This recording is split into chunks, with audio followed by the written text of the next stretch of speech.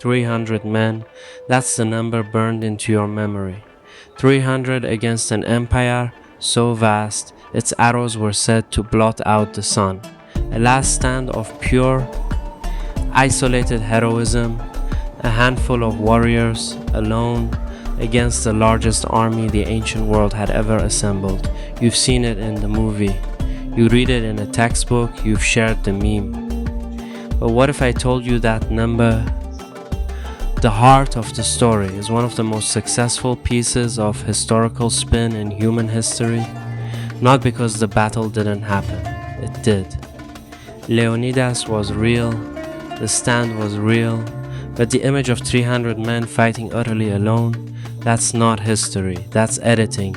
Today, we're putting the myth back together, piece by piece, name by name, and finding the thousands of soldiers that history quietly wrote out of the frame. Let's start with the version almost everyone already knows, because understanding the myth is the only way to see what's missing from it.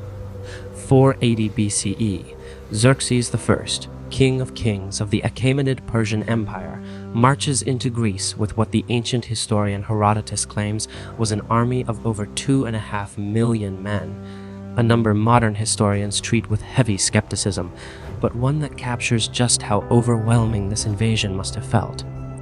Standing against him, according to the popular version, 300 Spartans, led by King Leonidas, planted in a narrow coastal pass called Thermopylae, the Hot Gates. For 3 days, this tiny force allegedly holds back the greatest army on earth through sheer discipline and suicidal courage. The 2006 film 300 earned this image permanently into pop culture. Oiled muscles, capes, and one defiant king shouting into an empty void of enemies. It's cinematic. It's iconic. It's also missing about 6,700 people.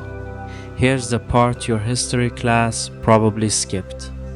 According to Herodotus himself, the very source the 300 alone myth claims to come from, the total Greek force stationed at Thermopylae was not 300. It was somewhere between Savah, Nozezor, and Shevdazor Diod men. Let's actually name who stood there, because these people earned more than a footnote.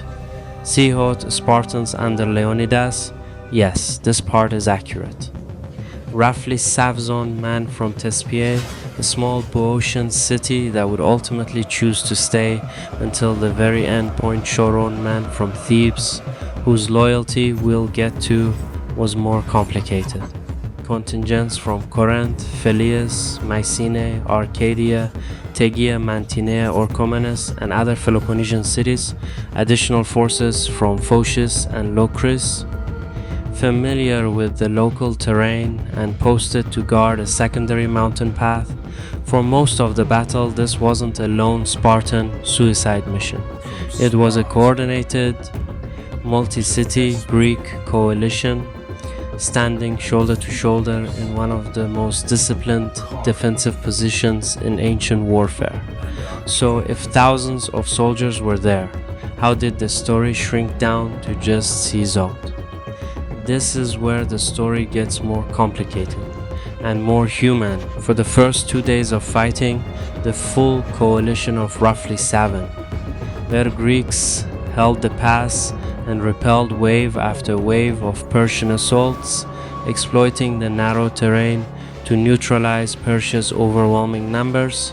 Then, on the second night, a local Greek named Ephialtes, driven, according to Herodotus, by hope of reward, revealed a hidden mountain trail called the Anopeia Path to the Persians. This path allowed an elite Persian force to circle behind the Greek position, threatening to trap the entire army between two fronts. When Leonidas learned of the encirclement, he made a decision that would define the next 2 Zarpaphond years of how we remember this battle. He ordered the bulk of the allied army to withdraw and survive, preserving the coalition for battles still to come, but not everyone left. Leonidas stayed with his Tirot Spartans.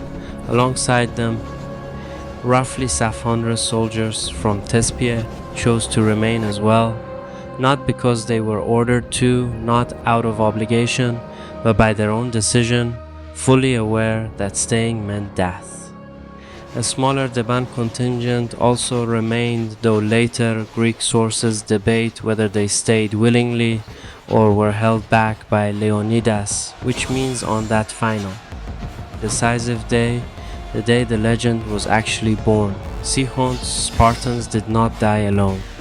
Roughly Saphont men from Thespiae stood, fought, and died right beside them. 700 people, history quietly erased from the headline. Absence of Thespian memorials. This is a question historians still argue about, and there's no single clean answer. But a few theories stand out. Theory 1. Spartan mythmaking. Sparta had spent generations cultivating a reputation as the ultimate warrior society, built around the loge, its brutal military training system. A story of elite Spartans making the ultimate sacrifice fit perfectly into an image Sparta was already selling to the rest of Greece. Theory 2. The storyteller's bias. Herodotus, our primary source, was from Halicarnassus, not Sparta, not Thespiae. Whether consciously or not, historians have long debated whether his narrative structure naturally centered the most charismatic, singular figure, King Leonidas. Theory 3, and this one is darker. Unlike Sparta, the city of Thespiae was later burned to the ground by the advancing Persian army. The city that gave arguably the most willing voluntary sacrifice at Thermopylae didn't survive intact long enough to control how its own story would be told. And here's the part that gets left out even more often. Thermopylae wasn't an isolated last stand. It was one piece of a much larger, coordinated Greek strategy. At the exact same time, a Greek navy, built and led primarily by Athens, not Sparta, was engaging the Persian fleet at Artemisium, buying time and thinning Persian naval power in a series of running battles. A month later, that same Athenian-led fleet would win the decisive naval Battle of Salamis, crippling Xerxes' navy and forcing him to retreat from Greece personally.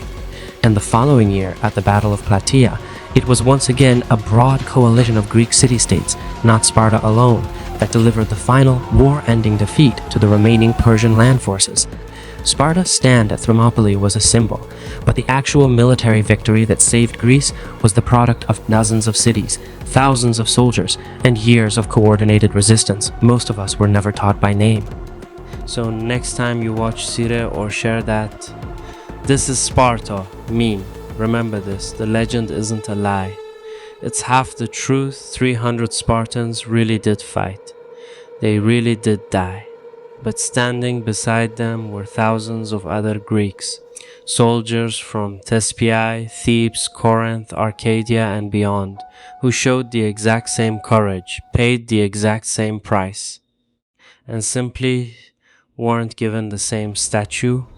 Maybe the truest lesson of Thermopylae isn't about how few men stood their ground. It's about how easily we forget who was standing next to them. If this video changed how you think about this story, drop a comment. Why do you think only the Spartans got remembered? And subscribe, because next time we're going deep on Ephialtes, the man whose betrayal changed the course of the battle, and the real reasons historians think he did it.